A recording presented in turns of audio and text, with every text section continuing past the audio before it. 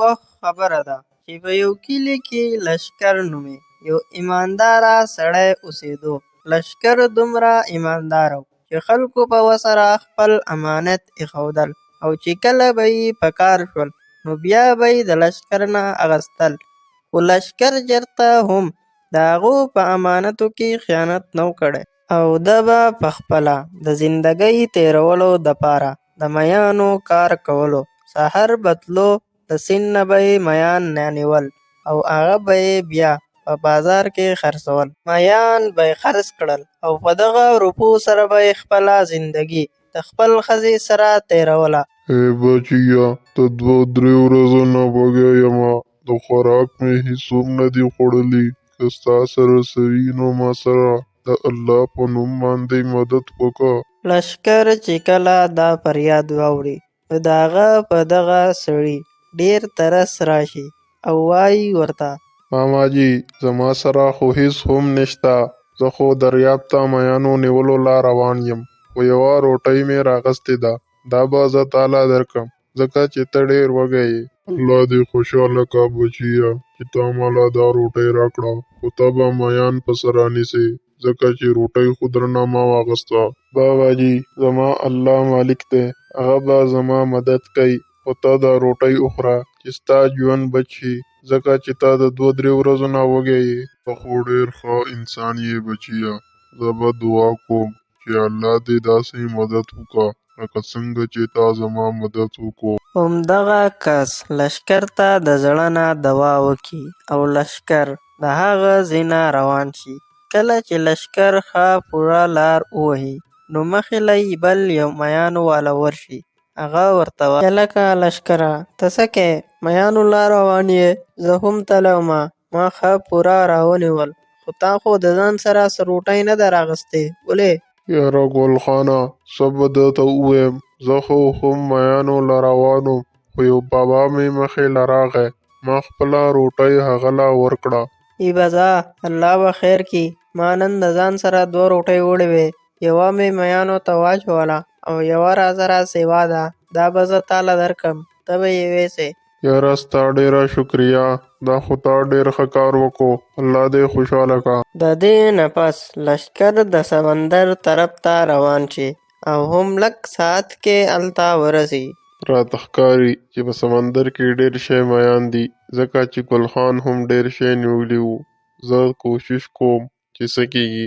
بیا لشکر کونډه سمندر ته ارتاوه کي او لږ ساعت صبر ورته وکي. چې کله کونډه را وخیژي نو ګوري چې په هغې کې څه نه و، خالي وه. یو پیر بیا لشکر کونډه ارتاوه کي، خو لږ ساعت بعد چې راوالي نو په هغې کې بیا هېڅ هم نه وي.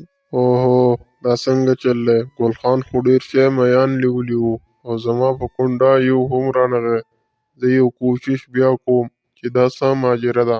د دې نه بعد چې لشکر کله کونډه ارتاوه کي نو لږ ساعت بعد کونډه وړقېږي چې هغه لشکر بهر ته راوباسي نو ګوري چې کونډې یو د سرو زرو مهی رانیولی دی. لشکر زر په مهي حمله کي او راونیسي. هله، دا خو داسې ښکاري لکه د سرو زرو مهی چې رنګ یې هم د سرو زرو په شان دی. چې کله لشکر داسې ووایي نو مهی ورته خبرې شروع کړي: ای ماما، ما پرېږده، زه د سرو زرو مهی یمه. هله، ته خو خبرې هم کوې، موږ خو مخکې په کهانیانو کې اورېدلي وو چې میان خبرې کوي، خو ته په رښتیا د سرو زرو جادويي مهی یې. او زه د سرو زرو جادويي مهی یمه، که تا زه پرېښودم نو زه به تاله د سرو زرو خزانه درکړمه. زما کور په دې سمندر کې دننه دی، ما پرېږده او په ما پسې شاته شاته راځه. ټیک ده مهیه، زه به په تا پسې درځم، خو زه به په سمندر کې ساه څنګه اخلم، او زه خو لاهو هم نشم وهلی، اوبه به ما ډوب کړي. ته بس ما پرېږده او ځان تیار کړه، زه چې کله اوبو ته لاړ شم زه به جادو کوم او تا به په ځان پسې راولم. پس چې کله لشکر مهی پرېږدي او مهی اوبو ته لاړ شي نو په جادو باندې یوه بلبلۍ جوړه کړي، په هغې کې لشکر بند کړي او د ځان سره یې اوبو ته بوځي. چې کله لشکر په اوبو کې دننه روان یې نو ډېر زیات خوشحاله یې او مې هم خوشحاله وي. اخره کې دیو په یو دروازه دننه شي چې په هغې کې دننه د سرو زرو یو ښار یي. الو دا خو د سرو زرو ښار دی. دا څنګه مهیه تا زه کوم ځای ته راوستمه؟ دا زما د سرو زرو ښار دی. لښکره ته دلته ودرېږه او په ایس کې هم ګوتې مه وهه. څه به ټچ کې نو زه ځم او تاله د کور نه خزانه راوړم. بیا لښکر مهي ته په دغه ځای انتظار کوي او مهی خپل کور ته تللی وي. چې لښکر ښه پوره انتظار وکړي او مهی واپس را نشي نو دی د ځان سره وایي اوهو ما خو دومره انتظار وکړو او پې تر اوسه پورې واپس رانغی. یا خو د هغه نه هېر شوي دي او یا چېرته څه حادثه ورته راغلې ده. نو بیا لښکر په هغه لاره روان شي په کوم چې مهی تللی وي.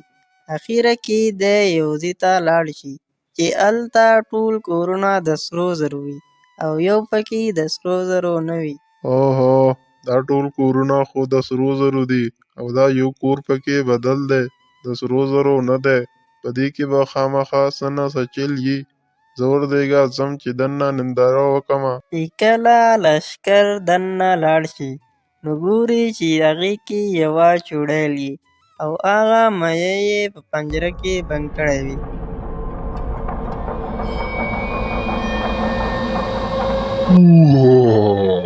دا خو انسان دی.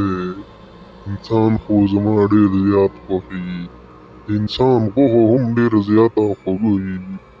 ما خو ته په اسمان غوښتی خو خدای په ځمکه راکړې. خو خوشحاله په دې یم چې شکار مې په خپله خواله راغی. زه پسې ډېر ستړی نه شوم. اوهو دا خو چوړیل ده او دې زه هسې هم وس راټینګ کړی یم. داسې چل کوم چې د دماغو نه کار اخلم. که کار وکړي نو ډېر ښه به وشي. چاړه هسې هم زما سره ده. زه دې ته ځان حواله کوم او مهی به ترې خلاص شم. که ما وخوري نو کم از کم مهی خو به ترې خلاص شي که نه. چوړیل ترور زه خو هسې هم ستا خوا راغلی یم چې ته ما وخورې ځکه چې په دې ځای کې زما د اوسېدو څه چانس نشته. داسې چل وکړه چې ته دا مهی خلاص کړه او ما وخوره. زه دومره بېوقوفه نه یم. اول ته زما خواله راشه بیا وهله مهی خلاصومه. پس چې کله لښکر د چوړیل خواته نږدې شي نو ډاریک ورله چاړه راواچوي او چوړیل مړه کړي او مهی ازاد کړي. دواړه بیا بهر ته راوځي او مهی لښکر له خزانه ورکړي. خزانې اخیستلو نه بعد مهی لښکر واپس هغه اوبو نه راوباسي او هغه روپو سره لښکر خپله زندګي ښه په آرام تېروي. کتونکو د دې نه تاسو هم سبق واخلئ چې کله تاسو د چا سره مدد کوئ نو الله پاک په ستاسو سره د هغې په ډول مدد کوي.